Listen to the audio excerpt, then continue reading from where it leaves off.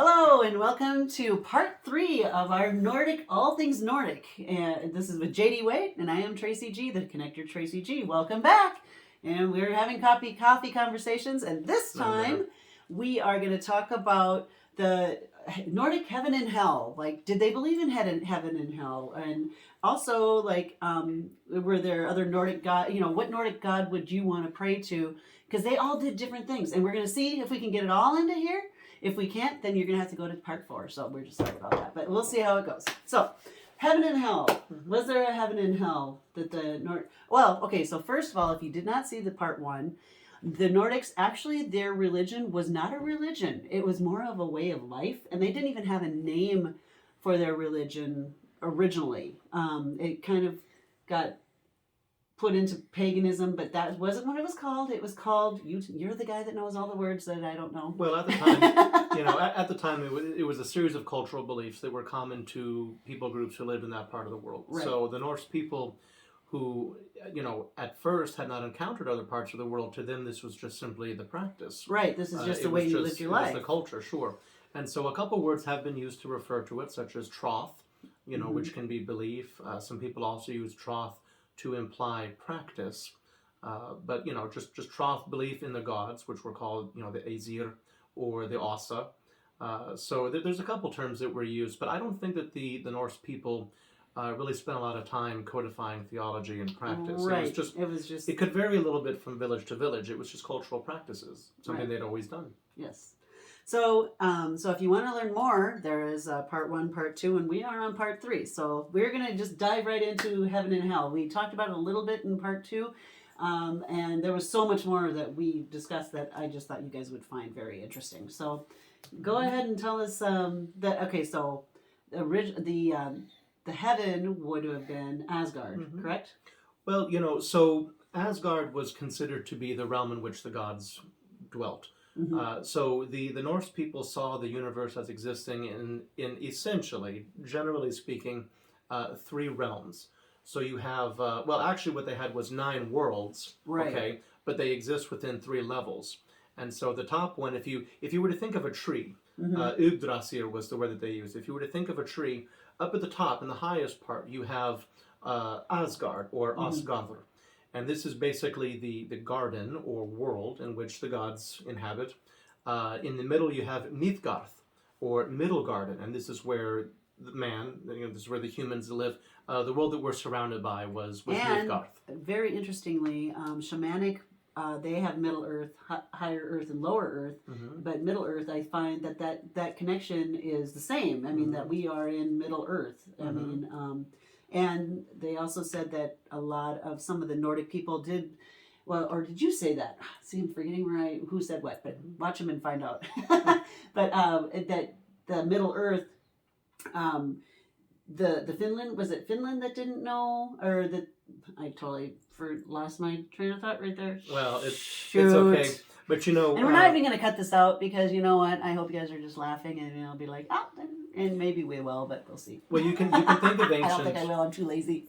You can think of ancient Norse belief as being more multi-level, not so binary. So it wasn't just heaven and hell. I finally remembered what it was. What were you thinking? I was thinking that the shamanic, their culture and their religion was actually very much like the shamans, Native Americans, and of all over the cultures of the shamanism down in Central America and South America and here in the United States, and just the 4 elements, being about nature and being about connecting with our earth and thunder and lightning and just the water, the wind, the air, the earth, those kind of things, just kind of being, their gods were like Thor was thunder, and it was just very connected just to this Middle Earth. Well, humans are humans, and as humans spread across the earth, there are common experiences and common interpretations and common belief systems. So it's very easy to see the link between different cultures. Yes. And it shouldn't really come as a surprise. It's sort of like if 10 or 15 people watch the same movie, you might get 10 or 15 variations of, hey, what was this movie like? Right. But they all saw the same movie. Right. And humanity lives on the earth. And so humanity experiences the earth, and across many different cultures, given enough time, you will see some similarities. But it's very fun to see those similarities. Because those four elements are the same wherever you are on Earth. Well, and this is part of what Svein discovers with Rosalind in the book, is that you may look different, you may talk different, you may even believe different, but at the end of the day, you're just like me. Yeah, We're you both still have to humans eat, you still have to drink, you still have to go to sleep. Yeah, you still have feelings and everything else. But to answer your question, so in the ancient Norse religion, depending on how you lived and depending on how you died, your afterlife experience could vary. Okay. And of course, it should be mentioned that not all Norse held identical beliefs. So, there was some variation on these themes. One of the stories that was explained was that if you were cowardly in life, or if you died of illness, that is to say you were weak, or if you died of old age in your bed, that is to say you must not have been very brave, if you were not doing things, frequently you could be expected to wake up in the underworld. And the underworld was seen as a misty, quiet sleeping room, basically. And it was named for its patroness, Hel, which of course made its way into the English language, which is our concept. But the people that were down there were largely just dormant. They were asleep, they were dormant, they still existed, but were not in any way active or potent. And there are some stories in the sagas of individuals making their way down into Hel, such as Odin, who went to find his son Baldor. And when he found his son Baldor, his son was lying in state. He was asleep. And Odin whispered into his ear. So this word Hel does exist. Helheimur was the ancient name for it. I was just looking for that. Yes, Helheimur, or we would say Helheim in Helheim, English. yep. But this doesn't mean that we should think of the Christian concept of hell. Right. I would say that Helheimur is more related to the Greek concept of Hades, in which people existed as what they called a shade, basically an echo of their former self, not fully present, definitely not active. Ghosts. Or even in the Hebrew concept of Sheol, the place of the dead, which again was considered to be subterranean and just sort of a muted place of dormancy. In the ancient Psalms, David is lamenting his son, his infant son who had died, and he says, "I wish that I could go down into Sheol and be with my son," is what he says. So it was the subterranean concept. When you think about humans traveling across the earth as we spread, you're going to encounter caves and caverns everywhere. Right. And when you look into these caves and caverns, they do not look very exciting. They look kind of scary and intimidating. Right, like they might And go into this somewhere dark and scary. Sure, this influenced a lot of people's ideas of the underworld. Yes. One of the things that I thought was kind of interesting too was that, okay, so if you did die as a warrior, like on in those shows that are on Netflix and HBO right now, where they're all kind of going to Valhalla, where they're going to be a warrior and get ready for Ragnarok, which is I don't think we talked about that, did we? About Ragnarok and how they helped the pagans to switch over to Christianity because of what them saying that was actually in the past, not in the future. So tell them about that though. That was very interesting.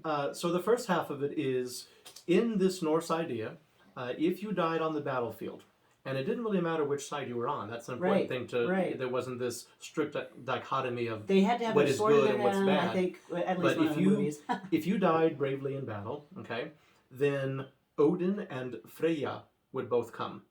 They had an arrangement. Freya takes half the slain, Odin takes half of the slain.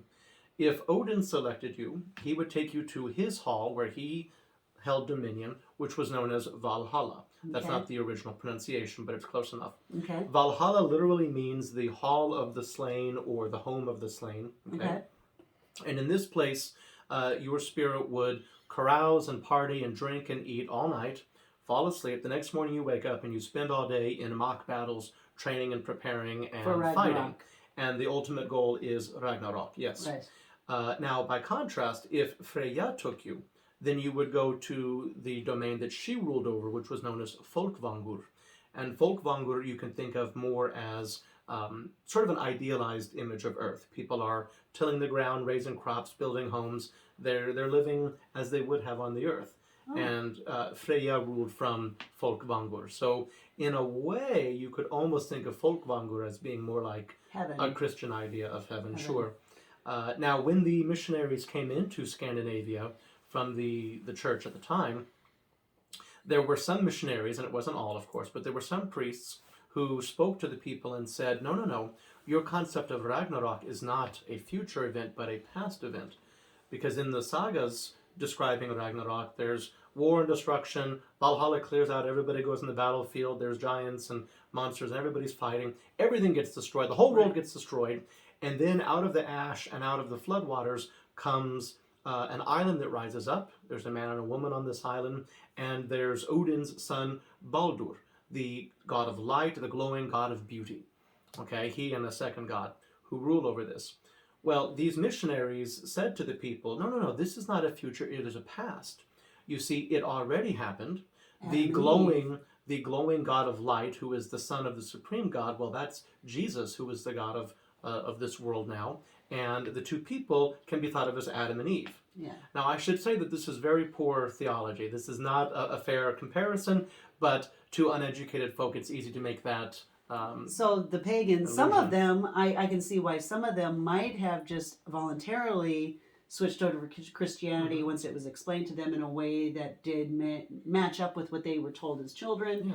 Yeah. And like their one symbol for Thor's hammer looked a lot like the cross of Jesus Christ, which they were holding, just turned around. Well, there were power events that occurred. Now some ancient pagans or historically the people of Scandinavia who practiced the original religion, they were known as heathens because they dwelt on the heaths, such as in Iceland. But many of these people converted willingly. They were presented with the gospel and they accepted it and they converted. Some were coerced and forced. Others, maybe the king converted, so now everybody had to. But there was also some very, very powerful encounters, what they called power encounters. An example comes from Germany. There was in Halle what they called Thor's oak. There was this massive oak tree, very, very powerful, and the local people had believed it to be possessed or inhabited by Thor for generations. Well, a missionary came, and the people were resisting his message, and they venerated this oak. So the story goes that this man, without the people knowing, went and chopped down and tore down Thor's oak there in Halle. Oh, wow. Chopped up the wood and built it into a chapel. When the people discovered that he had torn down Thor's oak, at first they wanted to kill him and destroy him. Right. But then they said, let's wait and see what Thor does to him. Right. Nothing happened. When the people realized that Thor's oak had been torn down and Thor had not even reacted, and yet this man was now constructing a chapel with the same wood, many of them converted and said, well, this God Jesus must be superior because Thor's oak was torn down and nothing happened. Right. So that was an isolated event, but that was what they call a power encounter that did convince some people. So obviously when Christianity came in, the concept of heaven and hell was a little bit more structured and confined than the Norse idea of 9 worlds and variations of what is good and what is bad. But there were enough similarities that it wasn't completely foreign. Gotcha. Well, I think that is it for today. We'll see you again soon. Cheers.